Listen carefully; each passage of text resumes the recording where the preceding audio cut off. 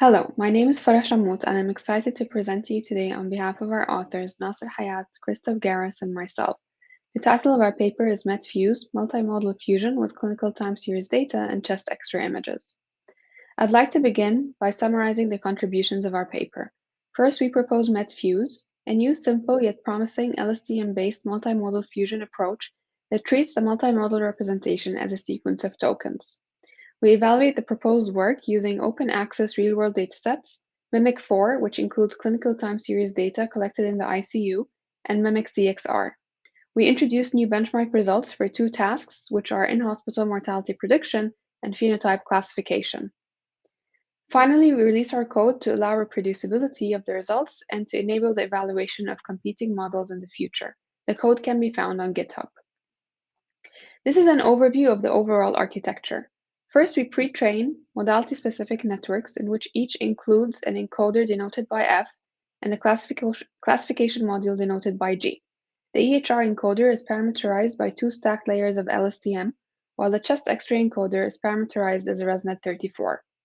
Next, we dismiss the classification modules and incorporate a new projection layer, shown in green, that maps the intermediate representation of the imaging modality to the same dimensionality of the EHR modality.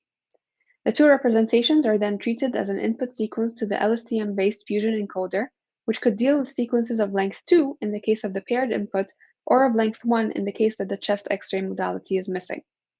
We then fine-tune the modality encoders, the projection layer, the LSTM-based encoder, and a classification module G-Fusion that processes the last hidden state of the fusion encoder to compute the prediction.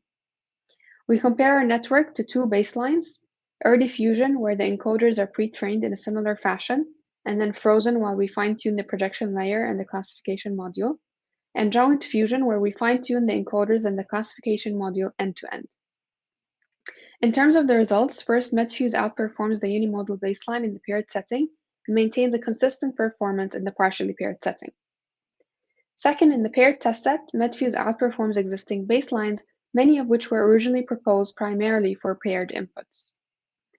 In the partially paired test set, MedFuse outperforms the two baseline when it's fine-tuned with a small percentage of partially paired samples, which we refer to as MedFuse optimal.